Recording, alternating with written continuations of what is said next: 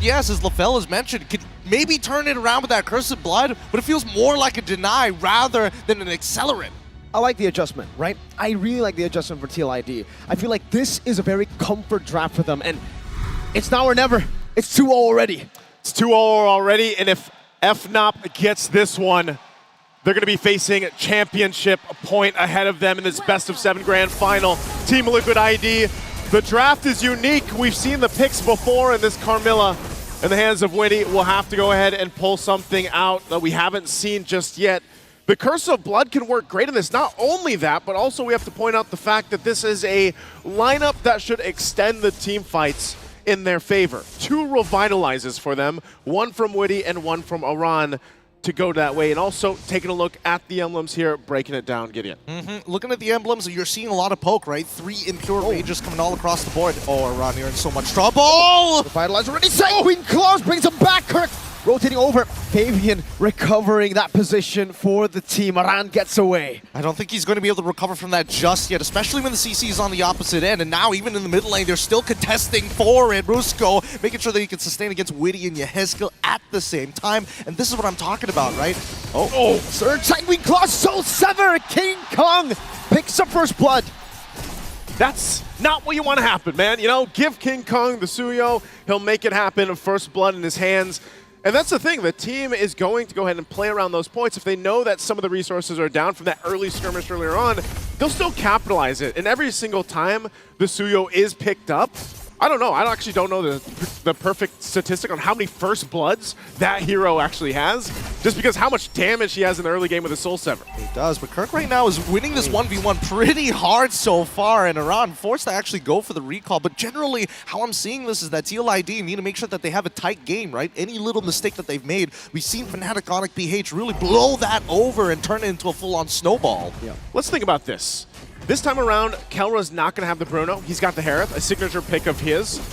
Hold on, hold that thought for a second. The fight for the turtle, though. Fabian. Good retribution now. Going to be caught on the curtain call and also the Sanguine Claws. Witty pops into Revitalize. Kirk coming in as well. Kirk into the back. He dives. And now he wants to continue on. Oh, the Vengeance not enough. Takes down, but at least Fabian is able to find a kill for himself, right? These small moments to pick up these kills, to find that initial gold is going to be great, but this Sanguine Claw is showing up to be quite a bit of a problem from TLID. And again, Super Prince is on a hero that is very late game centric.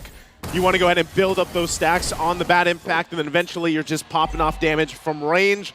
But going back to it, you know, for Kelra, this Harith works a little bit different. Wow, already Yehezkiel forced to go ahead and just wings on out of there. But he's going to be fine. Already early damage potential showing. I really hope he doesn't disrespect it. So far, Kirk has been playing a strong game, and Aran does have a bit of a level lead so far, but at the same time, right, we're noticing that it's just about pushing these waves, making sure you have priority, making that very first move. It's just the capitalization has been a little weak. Good trades. Oh, up top, Kirk picked off Fabian. Able to utilize Aran's aggression. Now, it's Witty who gets traded on the map. Super Prince with the claw. And King Kong with the kill. Okay, at least it's pretty good. They're trading up, right? We give Witty, we take Kirk. It works out at the end.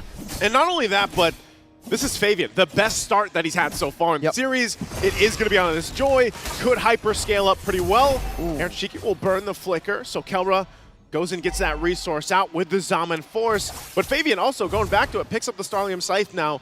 And with the early kill that he has, he actually is able to provide quite a bit of damage, still running that Temporal Rain on the Joy here. They have to really take their time with this, right? A lot of the motions on the map are pretty readable, but from Fnatic Onic PH, it's about making sure this mid is clear, and at least Aaron Shiki is going for the double waves, and I feel that in the past couple of games, as much as Aaron Shiki was able to pick up those double waves, Fnatic Onic capitalized a lot more on Yehezkiel and his positioning, which is something we need to keep in mind, right? If we see Feathered Airstrike, we're expecting GOA to come out pretty fast. Now the turtle's up, they're going to fight for the space already. Yehezkiel gets taunted. That's a lot of damage, bad impact. Oh, Yehezkiel forced to flicker out to safety. Meanwhile, Aran getting killed by the Yo-Yo. Witty forced to use the Revitalize just for the burst, just for the poke of Super Prince. Oh, Feather Airstrike is going to come out very. Fabio is going to try electrifying beats. He's already gone in. Cursed Blood. And that's going to be Brusco taking very low, still able to survive. Brusco in the midst of it all. Getting the kill back. Fabian claiming the turtle. AOG. Caught. That's the kill for Fabian. Jumping back in. Kelra's down. Flame of Pave. They didn't find it back. They didn't get the trade that they were looking for. And finally, Team Liquid have some momentum in the game, and King Kong is able to walk away from another electrifying beats. At least they're able to breathe for now, but one of the better starts we've seen from TLID. Yeah, not only that, but all that going again to Fabian here on the Joy, 5-0 now, gets the triple. Not only that, but also got the turtle. Uh-oh, King Kong might get spotted out. Oh, no, we don't want to watch Murder! Oh, King Kong survives the outplay from King Kong. Kirk gets the shutdown. Fabian got taken out under the turret. He's alive. That's shutdown right there. How? How did it happen? How? Fabian, I mean, he's 5-1 now. Broken record at this point of time, but here comes the rest of the team. It's now they're going for a bit of a lane swap. Kelra dealing with a round underneath the turret with the Zaman voice. He's not even worried about it. He doesn't care about it. Oh, look at him. Jumping back and forth. Aran going to the bush again. Sanguine Claws catches him. Oh, the airstrike into the back. Aran will be slain by the bat impact. The timing on the Unbreakable to get the taunt outside of the circular from the feathered airstrike was perfect timing. Outside of the circular. I love that. I'm going to steal that. I like that a lot, as a matter of fact. But at the same time, it's 5-5, and they've evened out that lead. Man, that was such a huge shutdown. The gold now looking real good, but there's permanent damage on the map. Top side missing up and one inhibitor. Sorry, not one inhibitor, a tier 1, but even the bottom side has been traded too. At the same time, King Kong's still level down on Fabian.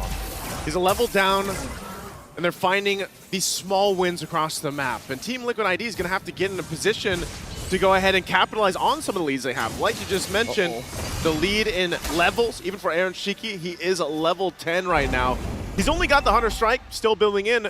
Meanwhile, Kelra, Starlium Scythe, still working on the second item, but now the last turtle for the game is started up by TLID. Let's see if they can get the 3 for 3 here.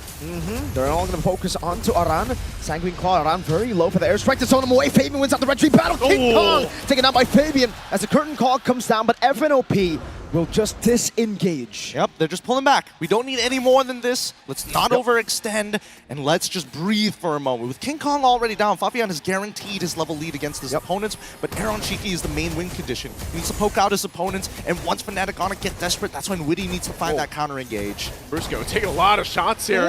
Super Prince in that bush. Aaron Shiki now with the Rhapsody as well. Aaron able to escape. Kelra with the chase, and now gets caught by Aran. Power Wilderness, and for the airstrike, Kelra!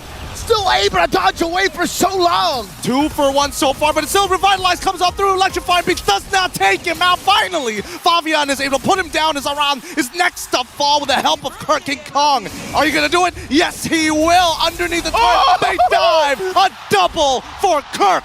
The timing from the Super Fam comes through again in a fight that you thought was all for TLID, but it wasn't, and now again, the pendulum swinging in game 3. They focus on the the mid turret, tier 1.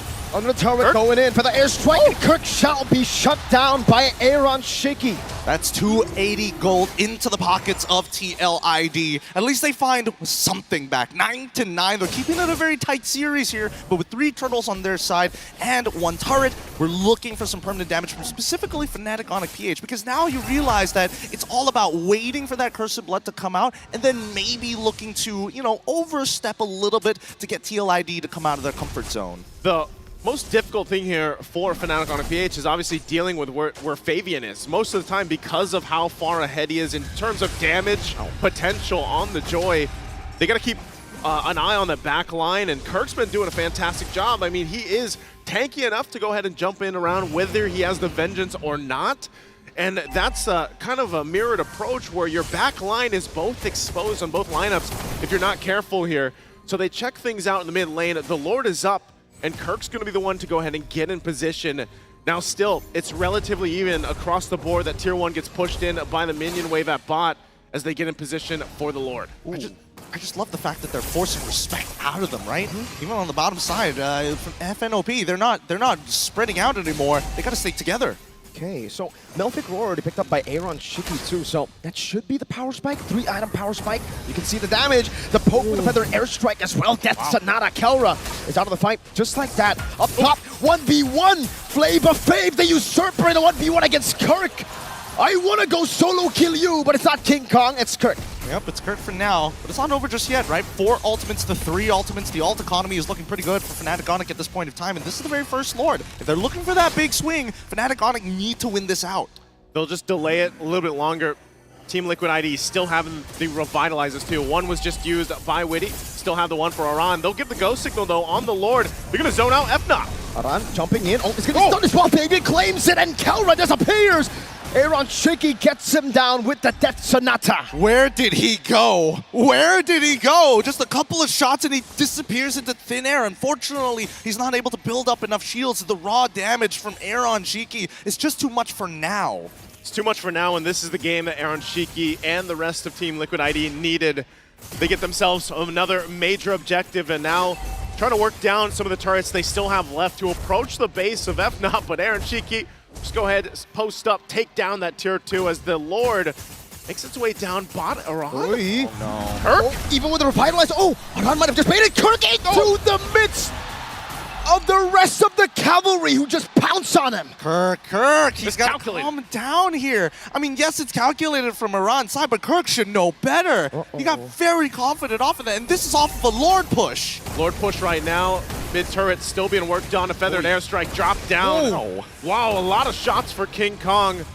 Shields are going to be popping here though. Lord almost gone. The last one will go down though as Lord is cleared out. So Fnatic will hold on to the base turrets pretty healthily. For now, at least they can breathe. At least they can, take their time and rethink their strategies. Because I think the hardest part is getting the right people to group together. Ideally, you want to get that curtain call on both Aaron Shiki and Yeheskill. Maybe ideally Fabian as well, with basically any of their front lines. They still want to go in. Kirk.